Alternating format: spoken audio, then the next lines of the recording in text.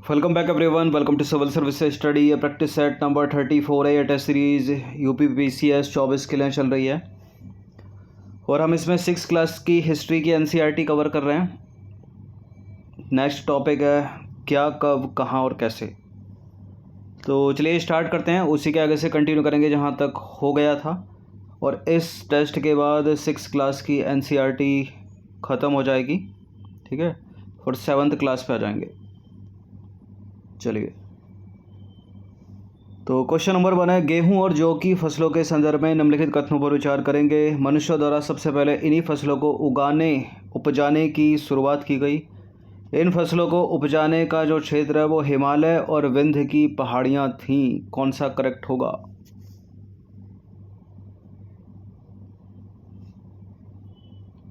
देखिए, इन फसलों को उगाने का जो क्षेत्र है वो है सुलेमान पर्वत, ठीक है, और किरथर पहाड़ियाँ, ना कि विंध्य की पहाड़ियाँ। तो मध्य भारत आ गया, गलत है ये स्टेटमेंट। जबकि आपको सभ्यता कहाँ पनपी बता ही दिया है पिछले 3-4 क्लास में। केवल पहला वाला ही करेक्ट है और करेक्ट पूछा तो ए है इसका आंसर। देखिए, सबसे पहले मनुष्य ने गेहूं और जौ उपजाना आरंभ किया लगभग 8000 वर्ष पहले। इन फसलों को उपजाने का कार्य सुलेमान और किरथर पहाड़ी क्षेत्र में हुआ, ना कि विंध्य क्षेत्र में। तो दूसरा वाला गलत है।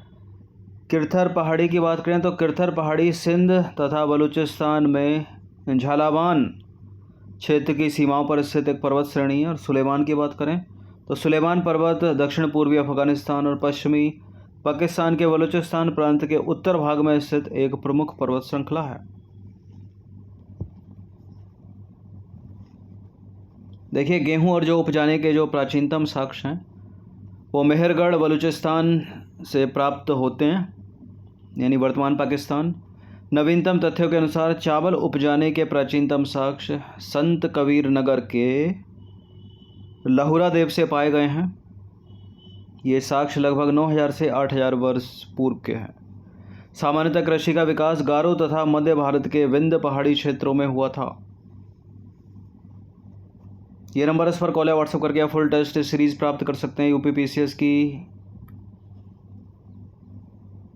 क्वेश्चन नंबर 2 पर आ जाइए। भारतीय उपमहाद्वीप के संदर्भ में 2 स्टेटमेंट है यहाँ पर, कौन सा इसमें करेक्ट होगा?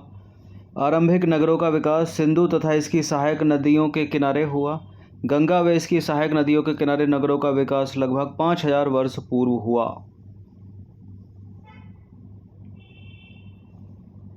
देखिए, आरंभिक नगरों का विकास सिंधु तथा उसकी सहायक नदियों के किनारे हुआ। कब हुआ? लगभग 5000 वर्ष पहले। और गंगा तथा इसकी सहायक नदियों के किनारे जो विकास हुआ वो तो 2500 वर्ष पहले ही हुआ है। तो यहाँ 5000 वर्ष लिखा है, गलत है स्टेटमेंट। ये केवल पहला वाला ही करेक्ट है। तो करेक्ट पूछा तो ये है इसका आंसर, ठीक है। लगभग 4700 वर्ष पूर्व सिंधु व इसकी सहायक नदियों के किनारे आरंभिक नगरों का विकास हुआ, ठीक है, 4700 या 5000 गोल फिगर में।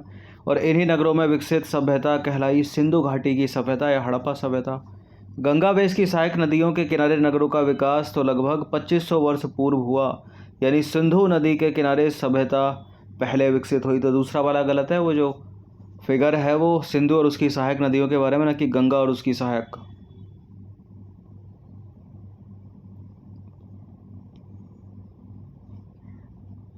क्वेश्चन नंबर 3, गंगा नदी के दक्षिण में इसकी सहायक नदी सोन के आसपास का क्षेत्र प्राचीन काल में किस नाम से जाना जाता था? अवंती, वज्जी, काशी या मगध? किस नाम से जाना जाता था? मगध के नाम से जाना जाता था। डी है इसका आंसर।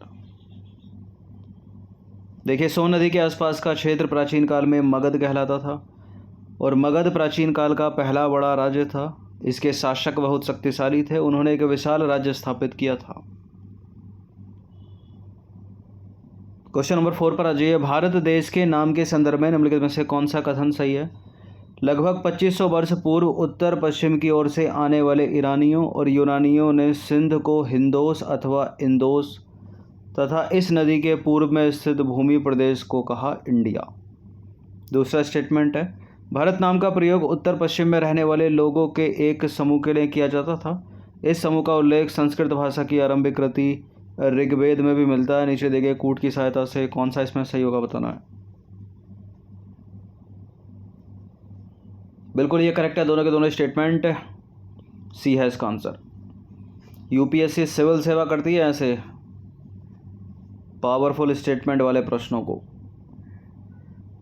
ठीक है। स्टेट पीसीएस के लिए तो बहुत ऊंचे दर्जे का प्रश्न है। चलिए,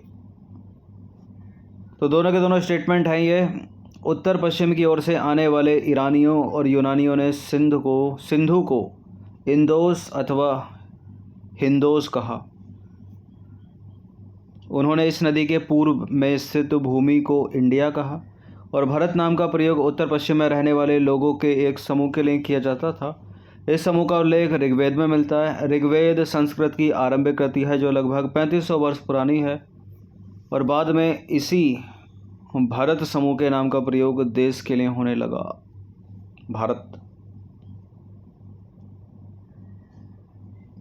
पांडुलिपि के संदर्भ में निम्नलिखित में से कौन सा स्टेटमेंट सही नहीं है, यानी इनकरेक्ट स्टेटमेंट है, ठीक है। Which of the following statement is not correct with respect to manuscript. पांडुलिपि को इंग्लिश में क्या बोलते हैं? मैन्यूस्क्रिप्ट। मैन्यूस्क्रिप्ट मतलब जो हाथ से लिखी जाती है पुस्तक, उसको।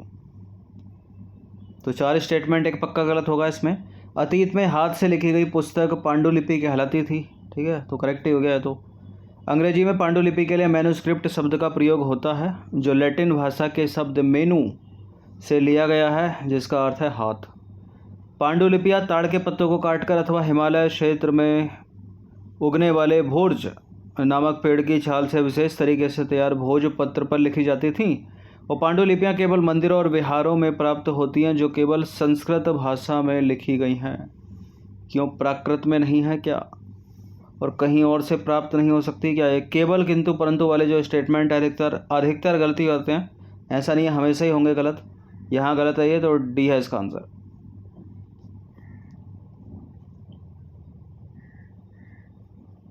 देखिए, विकल्प ए करेक्ट है, बी करेक्ट है, सी करेक्ट है, लेकिन डी है इनकरेक्ट, क्योंकि पांडुलिपियाँ मंदिरों और विहारों के अतिरिक्त अन्य स्थानों से भी प्राप्त हुई हैं। साथ ही यह पांडुलिपियाँ विभिन्न प्राचीन भाषाओं में प्राप्त हुई हैं जिनमें संस्कृत, प्राकृत और तमिल भी शामिल है। ऐसा नहीं है केवल संस्कृत। क्वेश्चन नंबर 6 पर आ जाइए। अभिलेखों के संदर्भ में निम्नलिखित कथनों पर विचार करेंगे। ऐसे लेख जो केवल पत्थरों पर उत्कीर्ण किए जाते थे अभिलेख कहलाते हैं, ठीक है। यहाँ भी केवल ही आ गया, केवल पत्थरों पर, किसी ठोस वस्तु पर नहीं हो सकते पत्थर के अलावा। कभी कभी शासक अथवा अन्य लोग अपने आदेशों को इस तरह उत्कीर्ण करवाते थे कि ताकि लोग उन्हें देख सकें, पढ़ सकें, उनका पालन कर सकें, ठीक है। अभिलेख लिखवाना यानी अपने आदेश देना, अपने गुण बता देना लोगों को। तो पहला वाला तो हो गया गलत। ऐसे लेख जो केवल बोल रहा है यहाँ पर पत्थरों पर उत्कीर्ण किए जाते थे, तो ये गलत है। बाकी दूसरा वाला स्टेटमेंट सही है, तो बी है इसका आंसर। तो केवल 2 यहाँ पर सत्य होगा। ऐसे लेख जो पत्थर अथवा धातु जैसी अपेक्षाकृत कठोर सतह पर उत्कीर्ण किए जाते थे अभिलेख कहलाते हैं, तो गलत हो गया ना पहला, वो केवल पत्थर ही बोल रहा है। दूसरा वाला स्टेटमेंट करेक्ट है। अभिलेखों में राजाओं ने, रानियों ने और अन्य लोगों ने अपने जो आदेश हैं, उनके कार्य हैं, उनका जो विवरण है, उनके जो विषय हैं, वो उल्लेख किए हैं, ठीक है। यानी अभिलेखों में राजाओं, रानियों व अन्य लोगों के आदेश, कार्य, विवरण, विषय आदि का उल्लेख किया जाता था। क्वेश्चन नंबर 7 पर आ जाइए। अशोक का गांधार से प्राप्त अभिलेख निम्नलिखित में से किन लिपियों में लिखा गया है? अरमाइक, ब्राह्मी, यूनानी, ब्राह्मी, देवनागरी, तमिल, यूनानी, अरमाइक। अशोक के जो अभिलेख हैं उसकी जो लिपि है वो 4 है, ठीक है। उन चारों का नाम याद रखिएगा, ब्राह्मी, खरोष्टी, ग्रीक और अरमाइक। तो देवनागरी तो हो ही नहीं सकती, देवनागरी को हटा दो।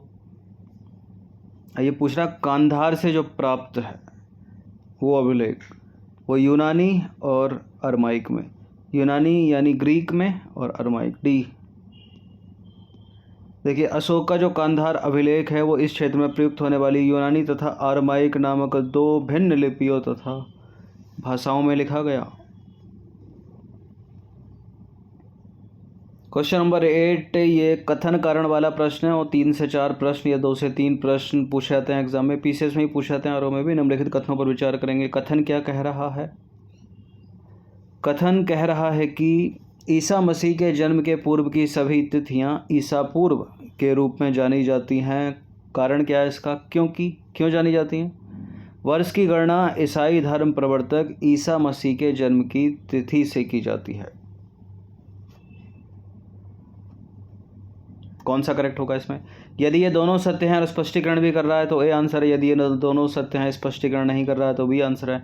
इनमें कोई सही गलत है तो आंसर सी या डी में से दिया जाएगा। तो ईसा मसीह के जन्म के पूर्व की सभी तिथियां ईसा पूर्व के रूप में जानी जाती हैं, क्योंकि क्या कारण है इसका? वर्ष की गणना ईसाई धर्म प्रवर्तक ईसा मसीह के जन्म की तिथि से की जाती है। बिल्कुल ये करेक्ट है। आर और आर ए की व्याख्या भी कर रहा है, तो ए और आर दोनों सही हैं। तो इसका आंसर हो जाएगा ऑप्शन नंबर ए, और इसका स्पष्टीकरण भी कर रहा है आर ए का। देखिए, ईसा मसीह के जन्म की तिथि से वर्ष की गणना की जाती है, तो ये करेक्ट हो गया। ईसा पूर्व को अंग्रेजी में बिफोर क्राइस्ट कहते हैं, और हिंदी में वर्तमान तिथि प्रयोग में ईस्वी का चलन है, जिसे अंग्रेजी में बोलते हैं एडी, यानी एनो डामिनी कहा जाता है। और वीसीई का अर्थ है बिफोर कॉमन एरा, तथा सीई का अर्थ है कॉमन एरा। बीपी का प्रयोग बिफोर प्रोजेक्ट के रूप में किया जाता है। कुछ टर्म इनको याद रखिएगा। तो क्या, कब, कहाँ और कैसे 6th क्लास की एनसीईआरटी हिस्ट्री की कवर हो गई है। ठीक है, इस टॉपिक से निकलते हैं 8 इम्पोर्टेंट प्रश्न। इनकी प्रैक्टिस 1 से 2 बार कर लीजिएगा। इन सभी टेस्ट की आप फुल टेस्ट पीडीएफ सीरीज़ प्राप्त कर सकते हो, जो मिलेगा आपको पेड टेलीग्राम ग्रुप में। ये नंबर इस पर कॉल या व्हाट्सअप करके, ये मेरा सिर्फ और सिर्फ एक ही या व्हाट्सअप नंबर है, इसके अलावा कोई नहीं। ठीक है, इसी से आप ज्वाइन हो सकते हो। बाकी हर दिन प्रैक्टिस करते रहिएगा, ये इम्पोर्टेंट सीरीज़ है जब तक चलेगी। धन्यवाद।